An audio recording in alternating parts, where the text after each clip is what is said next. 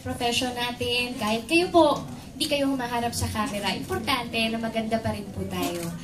Kasi it's one way of loving and taking care of ourselves, di ba? Yung inaayusan natin ang sarili natin, di ba? So, kailangan.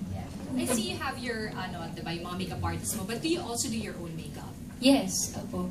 Ang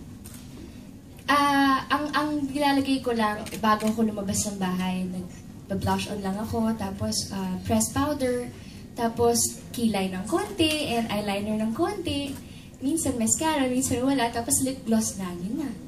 What makeup product na you can't live without? Ako? Press powder. Opo, kasi kailangan, hindi tayo oily.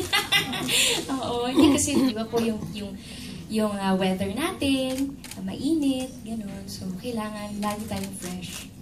Ano yung paboritong product mo from the Sansan line when it was presented to you? Ano yung nagustuhan mo? Kanina, ginamit po namin yung press powder, tapos meron silang two-way cake. Yan, try ko yan. At saka, yung lip gloss nila na mulberry.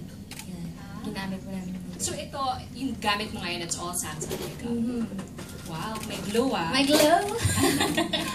Diba? Ano kaya yung reason ng glow and the bloom of Sarah right now? Okay, so for those that look up to you, maraming mga batang, they look up to you and you're showing them that you don't have to put on too much makeup to be beautiful. Yes. Ano yung advice mo sa kanila? Number one yun, don't apply too much makeup. Huwag masyado. Kasi nawawala yung natural beauty natin. You have to embrace that.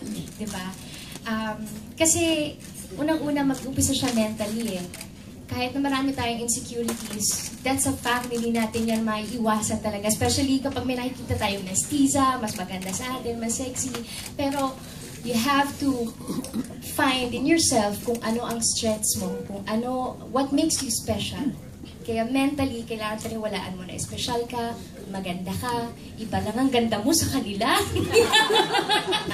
Diba? Kanya-kanyang ganda yan. So, yun ang pinaka-importante sa lahat. Siyempre, secondary, natutulungan tayo ng Sansan Cosmetics. Okay, so thank you very much, Sarah, for that. We'll ask you more questions later, but for now, we would like to call on stage the executives for a photo opportunity.